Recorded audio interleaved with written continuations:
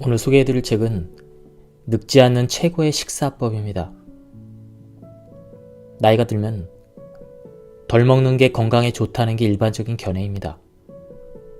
특히 육식을 줄이고 채식 위주의 식사가 건강에 좋다는 의견이 많습니다. 하지만 요즘엔 다른 의견들도 보입니다. 충분히 단백질을 섭취해야 건강하게 살 수 있다는 것입니다. 이 책에서는 특히 이 점을 강조합니다. 책에서는 여러 번에 걸쳐 육류 섭취에 대해서 강조하고 있습니다. 어떻게 섭취하느냐가 중요할 뿐 아니라 반드시 육류를 섭취해야 된다는 것입니다. 이것은 필자가 의사로서 그 지식과 자신의 건강 유지 경험을 토대로 주장하는 것입니다. 간략히 필자의 건강법을 살펴보자면 일단 일주일에 2번 스테이크를 먹으라고 합니다. 건강에 전혀 도움이 되지 않을 것 같은 스테이크를 먹으라는 이유가 무엇일까요? 필자의 주장에 따르면 이것이 건강에 도움이 된다고 말하고 있습니다. 스테이크에 있는 단백질은 몸을 구성하는 데 필수적인 영양소이고 지방 또한 세포막 등을 형성하는 데 필요하기 때문입니다. 다만 스테이크를 먹는 것은 일주일에 2번으로 제한을 하고 있습니다. 그리고 가능하다면 레어나 미디엄 정도로 겉면이 타지 않을 정도로 구워서 먹는 것을 추천하고 있습니다. 또한 식이섬유가 많은 식품을 충분히 함께 먹어야 한다고 합니다. 고기가 몸에 이로운 만큼 몸에 해로운 부분도 있는데요. 그 부분을 식이섬유가 해소한다고 합니다. 이 책의 내용은 스테이크를 충분히 먹으라는 의견이라 식사를 많이 해도 괜찮다는 거 아닌가? 이렇게 생각도 했지만 역시 필자도 말합니다. 기본적으로는 적게 먹는 것이 좋다고 합니다. 이렇게 필자는 명확히 노년의 식사 방법을 추천하고 있습니다. 이 책을 참고하여 많은 분들이 활기찬 노년을 보냈으면 합니다. 그럼 본격적으로 내용을 보도록 하겠습니다. 저자 소개를 간단하게 하겠습니다. 후지타 고이치로, 일본 최고의 면역학 의사이자 도쿄의대 치과대학 명예교수이다. 82세 현역 의사로서 연구와 집필, 강연을 활발히 이어가고 있는 저자는 일주일에 2번 고기를 챙겨 먹으며 건강을 관리한다. 소박한 식사로 정말 장수할 수 있을까? 보통 밥과 국, 나물 한 가지 정도의 식사를 소박한 식사라고 하는데 그 정도만 먹고 건강하게 장수한다는 건 사실 어렵다. 소박한 식사의 반대말을 떠올려보자. 과식이라는 말이 떠오를 것이다. 과식이 몸에 안 좋은 것은 누구나 다 아는 사실이다. 고기를 비롯한 동물성 단백질을 섭취하지 않는 것은 건강한 장수를 위해서 가장 하지 말아야 할 일이다. 고기를 끊고 채식을 하면 몸의 저항력이 단번에 떨어져서 수명을 단축시킬 수가 있다. 건강을 위해서 고기 섭취를 자제하면 고목나무처럼 야이다가 결국에는 거동을 제대로 못할 수도 있다. 과연 무엇을 위한 건강관리였는지 의문이 든다. 50세까지는 고기를 적당히 즐기는 정도로 먹어야 한다. 젊었을 때 대사증후군에 걸리면 각종 질병의 위험이 높아지므로 생명이 단축된다. 하지만 50세가 넘었다면 적극적으로 고기를 먹어야 한다. 몸이 고기를 필요로 하는 시기가 된 것이다. 50세가 넘은 몸에는 대사증후군 진단이 무의미하다. 이때는 건강하게 장수하기 위해 반드시 고기를 먹어야 한다. 인간의 몸은 50세를 기점으로 아이를 만들기 위한 몸에서 장수하기 위한 몸으로 바뀌어간다. 이는 생식 능력의 쇠퇴와 더불어 수명이 다하는 야생 동물에게서는 볼 수 없는 일이다. 이 시기가 되면 당연히 피로라는 영양소도 달라진다. 주식인 탄수화물이나 단 음식은 몸에 거추장스러운 영양분이 된다. 반면에 고기를 통해서만 섭취할 수 있는 동물성 단백질이 필요하다. 50세 무렵이면 성 호르몬의 분비량은 대폭 줄어든다. 생식 능력을 상실하면 성 호르몬도 급격히 줄어든다. 하지만 성 호르몬이 감소하면 장수할 수 없고 노화의 속도도 빨라진다. 그래서 외부에서 성 호르몬의 재료를 대량으로 넣어줘야 한다. 그 재료가 바로 고기가 가진 콜레스테롤이다.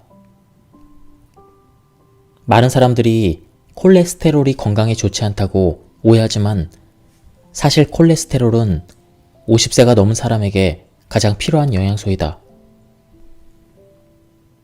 인간의 몸은 약 37개 조의 세포로 이루어져 있다. 세포는 늘 새로운 것으로 만들어지고 바뀌면서 생명을 유지한다. 즉, 건전한 세포가 장수하게 만드는 것이다. 건전한 세포를 만들려면 세포를 하나하나 감싸는 막이 튼튼해야 한다.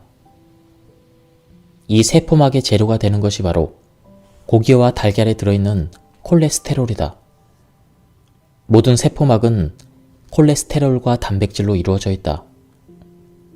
그래서 콜레스테롤이 부족하면 새롭고 튼튼한 세포를 만들지 못한다. 세포막이 약해지면 몸에는 몇 가지 이상이 나타나는데 그중 하나가 노화이다. 채식만 하는 사람들을 보면 겉보기에도 커다란 공통점이 있다. 대부분의 사람들이 마르고 피부에 윤기가 없으며 머리카락이 푸석하고 실제보다 더 나이 들어 보인다. 사람의 젊음은 세포를 통해서 만들어진다. 콜레스테롤이 부족하면 세포의 탄력이 없어지고 피부나 머리카락도 아름다움을 유지할 수 없다. 노화라는 단 한 가지 현상만 봐도 콜레스테롤이 매우 중요하다는 걸 알 수 있다. LDL 콜레스테롤은 운반차로서 간에서 간 만들어진 콜레스테롤을 각각의 세포에 전달하는 역할을 한다.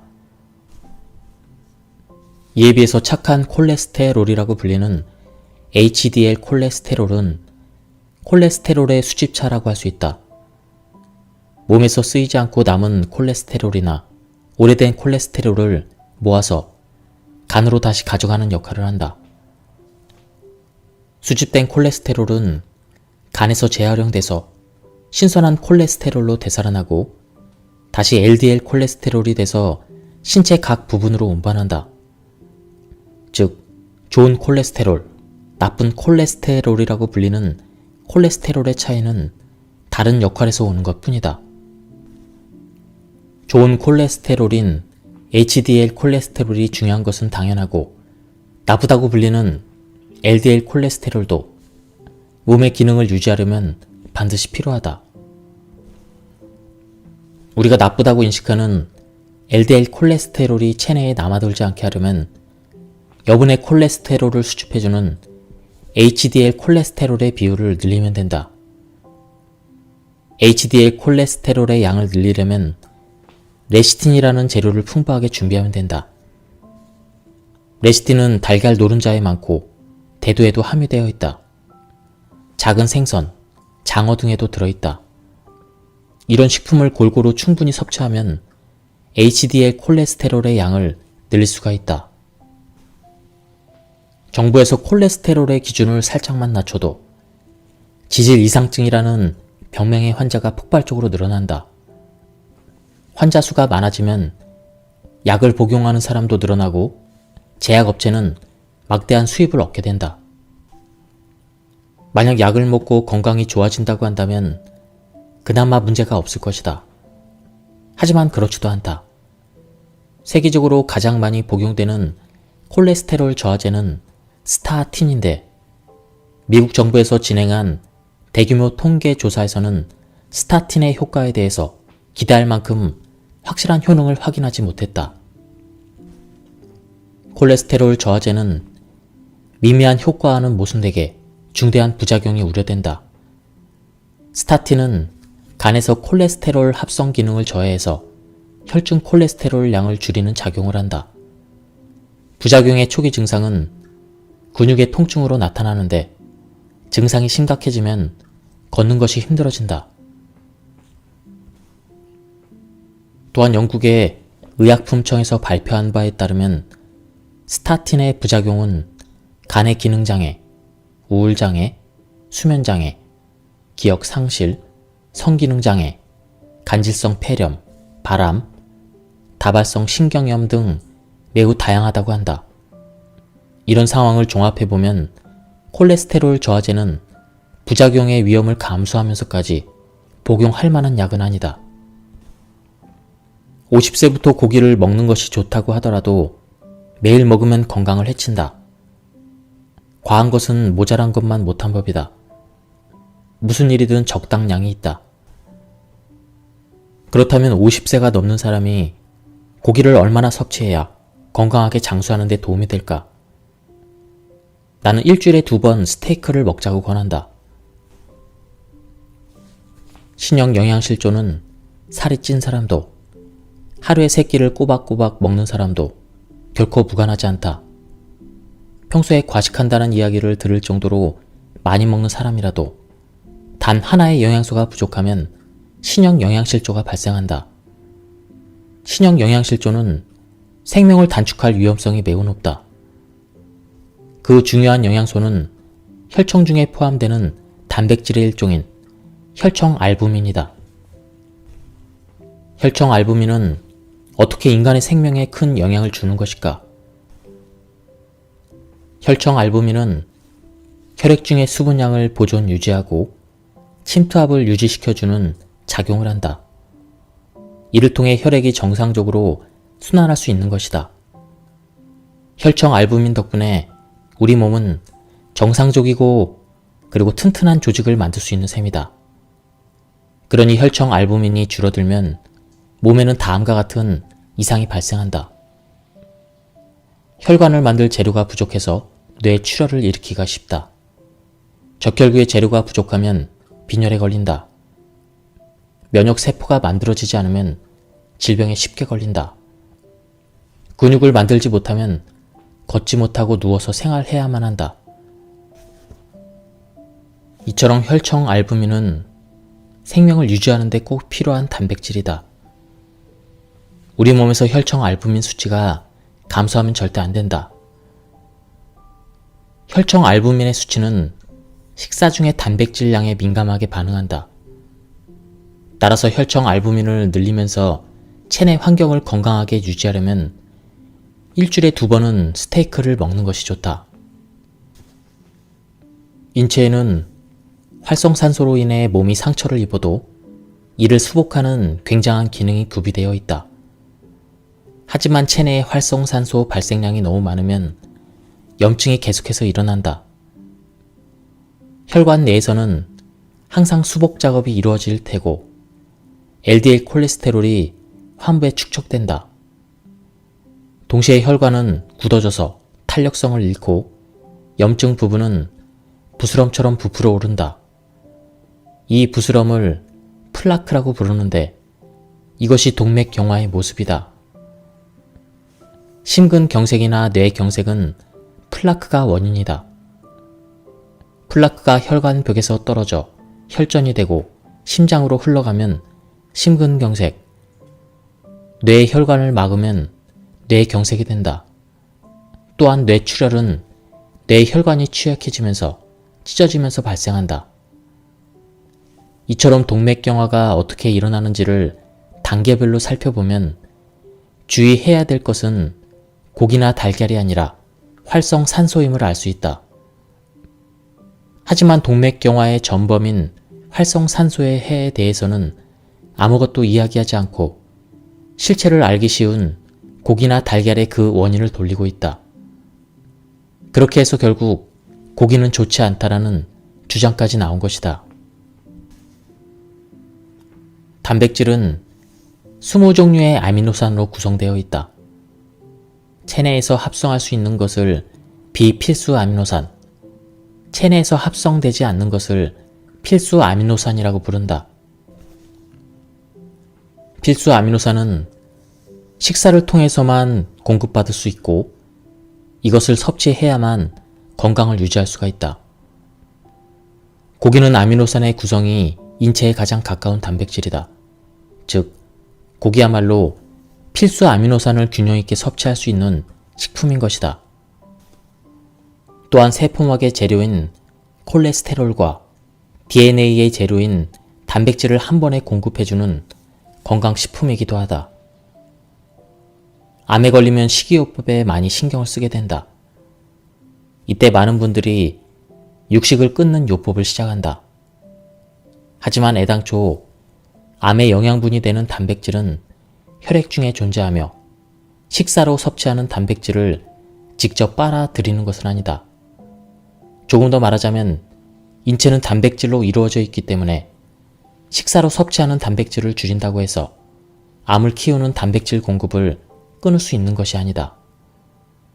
그런데도 고기를 먹지 않으면 몸은 눈에 띄게 야여워질 수밖에 없다. 몸의 저항력이 떨어져서 암과 싸울 체력마저 빼앗기게 된다. 따라서 암을 치료하려면 오히려 좋은 고기를 맛있게 먹어야 한다. 고기를 먹으면 세포도 유전자도 튼튼해진다.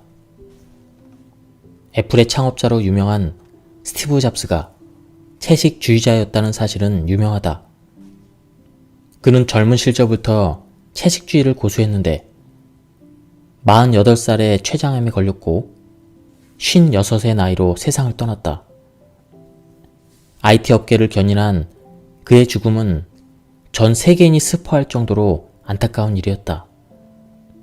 스티브 잡스의 경우 한 가지 사례지만 채식주의자 중에 건강하게 100세까지 장수하는 사람이 드문 이유는 앞에서 설명한 대로 영양이 부족해서이다. 특히 50세가 넘어서도 고기를 먹지 않으면 혈청 알부민이 줄어들어 신형 영양실조로 목숨을 잃을 위험이 커진다. 반대로 100세가 넘어서도 빛나는 인생을 사는 분들은 고기를 즐겨 먹는다. 100세 장수자들에게 건강의 비결을 물어보면 고기를 먹는 것이라고 대답하는 이들이 있다. 그런데도 왠지 고기는 건강에 안 좋다는 그런 말을 들으면 그 의견에 동조해서 고기를 멀리하는 사람들이 있다. 젊을 때는 해당 엔진이 잘 움직인다. 순발력이 뛰어난 엔진이어서 젊은 사람의 기만한 움직임이나 격렬한 운동을 지지하는 힘이 있다. 그러니 젊고 운동량이 많은 사람은 당질이 많은 음식을 섭취해도 체내에서 잘 소화할 수가 있다. 하지만 50세 이후 갱년기에 접어들면서도 당질이 많은 식사를 계속하면 문제가 생긴다.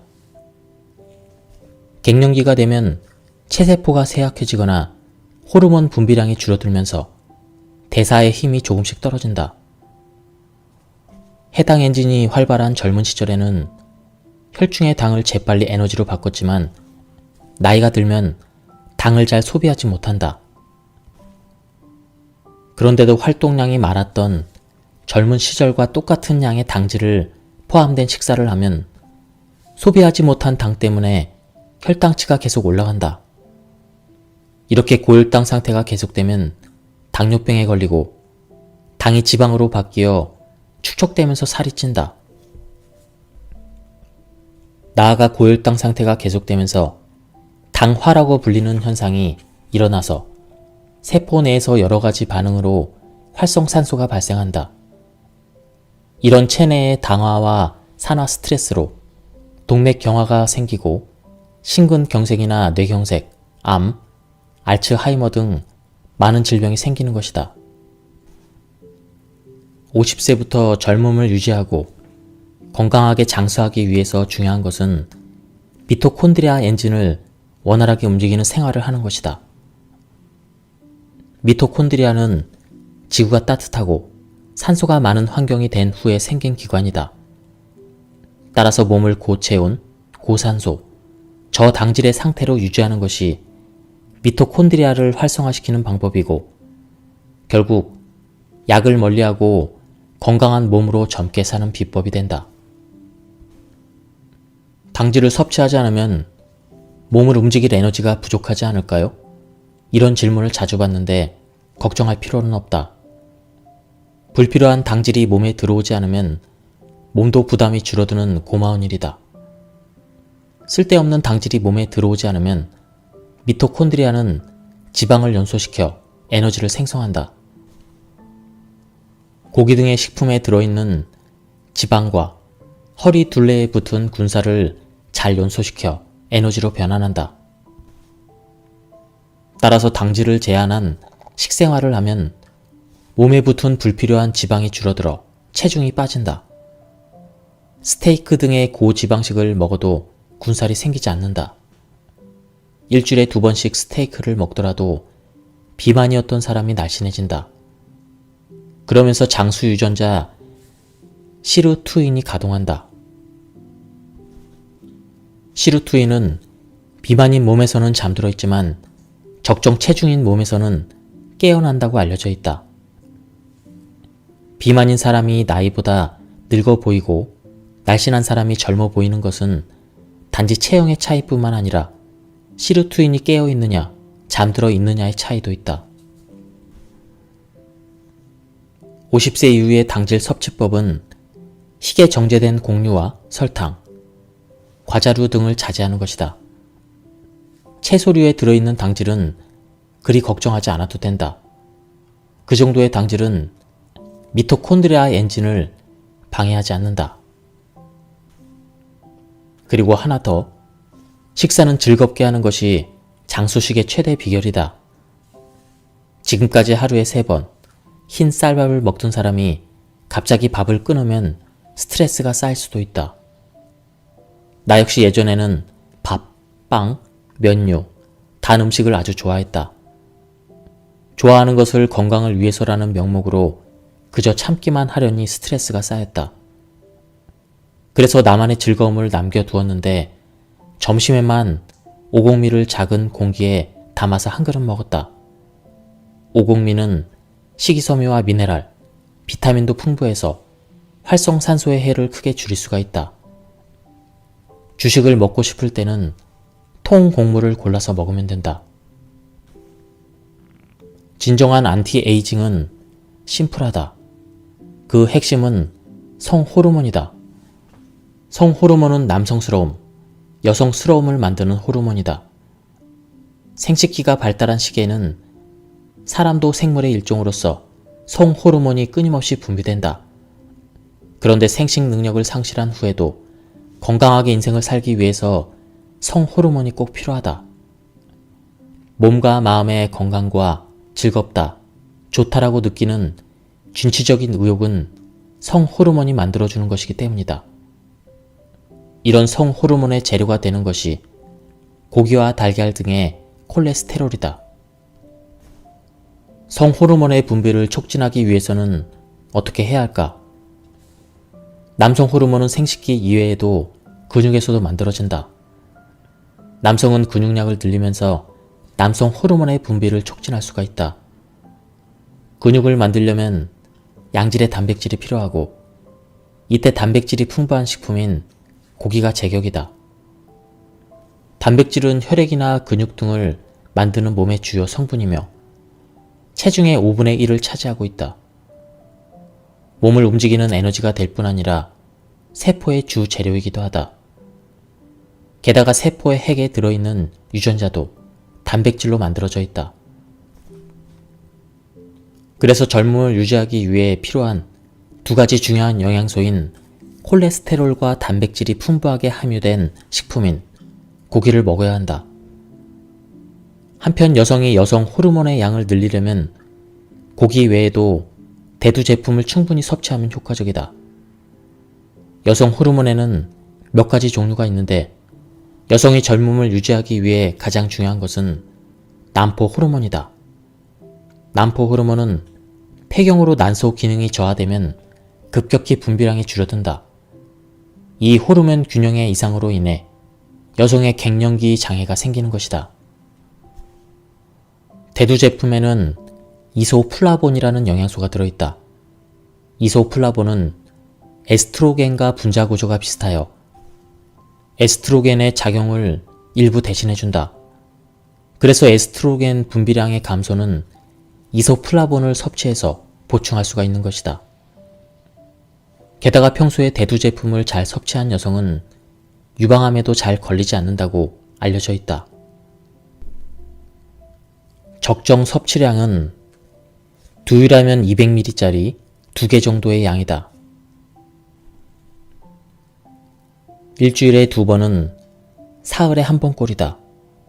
사흘에 1번 정도 먹는 스테이크는 장내 균형을 어지럽히지 않고 장에 나쁜 균이 우세하게 만들어지지 않는 최적의 간격이다. 그리고 스테이크는 반드시 식이섬유가 함유된 다량의 채소와 함께 먹는다. 식이섬유는 좋은 균이 아주 좋아하는 것인데 나쁜 균도 좋아한다. 나쁜 균이 고지방식을 먹으면 몸에 나쁜 짓을 하지만 식이섬유를 먹으면 착해진다고 알려져 있다. 사람의 체질이 먹는 음식에 따라 달라지듯 나쁜 균의 성질도 먹이에 따라 달라지는 것이다. 나쁜 균이 식이섬유를 먹으면 비정상적으로 번식하지 않고 독소도 발생시키지 않는다. 게다가 숙주에게 좋은 일을 많이 해준다. 장에 병원균이 침입했을 때 적을 물리치기 위해서 제일 먼저 움직이는 것이 바로 대장균 등의 나쁜 균이다. 또한 대장균은 식이섬유를 먹잇감으로 삼아 비타민유를 합성한다. 비타민유는 숙주의 몸과 마음을 건강하게 하는데 반드시 필요한 영양소이다. 즉, 일주일에 2번의 스테이크를 먹어도 식이섬유를 함께 잘 섭취하면 나쁜 균을 걱정할 필요가 없고 장에 나쁘지도 않다. 최근에는 당화라는 현상이 주목을 받고 있다. 당화란 당질의 과도한 섭취로 인해 체내의 최종 당화 산물이라는 나쁜 물질이 만들어지는 것을 말한다. 이것은 몸의 노화를 앞당기고 병을 초래하는 원인 물질이라는 사실이 최근 연구에서도 밝혀졌다. 이것이 몸에 해를 입히는 것은 단백질에 설탕을 바른 것처럼 끈적거리는 상태가 되기 때문이다. 혈관이나 조직에 들러붙어 몸 안에 쌓이면 동맥경화나 심근경색, 뇌경색, 골다공증, 백내장, 암 등의 질병을 일으킨다. 또한 피부에서 이 현상이 일어나면 주름이 생기고 피부가 늘어난다. 게다가 장이 당화되면 제 기능을 하지 못해 장내 균형이 깨지고 장도 노화가 진행된다. 최종 당화 산물은 혈당치가 상승한 상태에서 단백질이 들어오면 발생되기 쉬우므로 혈당치가 급히 올라가지 않도록 해야 한다. 희게 정제된 곡류를 먹을 때마다 몸 안에서는 최종 당화 산물이 만들어진다. 그러므로 50세가 넘는 사람은 노화와 병을 막기 위해 주식이나 과자 등 당질이 많이 든 것은 피하는 것이 좋다. 스테이크를 먹을 때도 밥이나 빵은 자제해야 한다. 스테이크를 먹을 때 밥이나 빵을 먹는 경우가 많은데 혈당치가 급상승한 상황에 고기에 단백질을 넣는 것은 최악의 조합이다. 50세가 넘어서 스테이크를 먹을 때는 주식을 빼야 한다. 타액에 들어있는 효소는 활성산소를 무독화시키는 항산화 작용을 한다. 씹으면 씹을수록 항산화 작용을 하는 효소가 입안에 가득해지면서 음식과 함께 장으로 간다. 장에 화학물질이 도달해도 활성산소를 무독화시킬 수 있다면 건강을 해칠 염려도 줄어든다. 항산화 작용을 하는 효소를 많이 나오게 하려면 한 번에 1초, 총 30번, 즉 한 입을 먹으면 30초 동안 천천히 씹어서 먹는 것이 기본이다. 이것만으로도 질병을 예방할 수 있으니 꼭 실천해보자.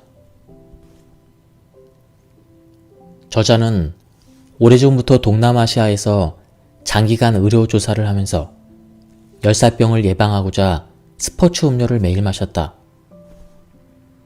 그로 인해 혈당이 많이 높아졌고 인슐린 요법으로 한동안 개선되었다가 몇 년 전에 다시 악화되었다고 한다. 당시의 혈당치는 450 정도로 정상 수치의 2배가 넘었다. 이런 상황에서 후지타 선생은 자신의 몸을 직접 연구하며 자신에게는 밥이나 빵, 면 등의 당질은 필요하지 않다는 걸 깨닫고 당질 섭취를 완전히 끊기로 결심했다. 그러자 혈당치가 눈에 띄게 내려갔고 중성지방까지 개선됐다. 후지타 선생은 지금도 주식은 가급적 적게 먹으며 정제된 곡류는 기본적으로 먹지 않는다. 그리고 아침, 점심, 저녁 식사 메뉴에는 채소가 가득하다. 병을 예방하려면 면역력을 높여야 되는데 채소류가 면역력을 높이는 데 도움이 됩니다. 채소, 곡물, 콩, 해초 등이 장내 세균의 먹이가 돼서 장내 세균이 늘어납니다. 이 장내 세균이 면역력을 높여주는 데다 몸을 녹슬게 하는 활성산소를 제거해줍니다. 곡류도 정제되지 않는 것은 장내 세균을 늘려주니까 잡곡밥이나 현미를 조금씩 먹습니다. 예, 지금까지 이 책에 대한 리뷰를 모두 마쳤습니다. 이 책은 제가 앞서서 리뷰해드린 맥두걸 박사님의 책과는 좀 의미가 다른 그런 책이었습니다. 전에 설명해드린 책에서는 동물성 단백질을 전혀 먹지 말라고 그렇게 설명된 부분이 있었습니다. 하지만 이 책에서는 50세가 넘은 분들은 동물성 단백질을 적당량 섭취해야 된다고 주장하고 있습니다. 사실 완전한 채식을 하려면 챙겨야 될 것이 한두 가지가 아닙니다. 자칫하면 영양소가 부족해질 수도 있기 때문에 영양의 밸런스를 맞추기 위해서는 전문 지식도 많이 필요합니다. 하지만 이 책에서 설명하는 그런 요법들은 우리가 실생활에서 실천할 수 있는 아주 쉬운 그런 방법으로 구성되어 있었습니다. 그리고 제가 요약 발췌해서 읽었기 때문에 한번 구해서 읽어보실 것을 추천드립니다. 예, 여기서 리뷰를 마치도록 하겠습니다. 감사합니다.